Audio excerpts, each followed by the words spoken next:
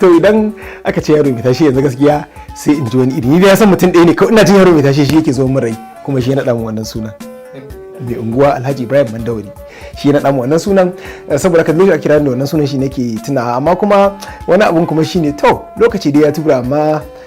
kannanmu da kuma ƴaƴanmu da muka haifa su suka ture mu daga wannan matsayin suka sa ƙarfi da yaji yanzu mun zama tsofaffi dole mu haƙura.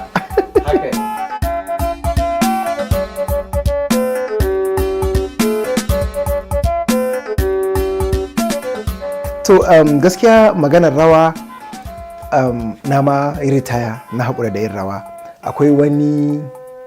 fim mai suna ana dara gadire yayi na mai shadda investment limited. To tun daga wannan dai ban sake yin wata waka dai ta rawa da za a samu yan rawa in yi ba, amma dai yar waka dai da za ka yi kaɗan yi rangaji wannan duk ina iya yi, amma ban da dai wanda za a ce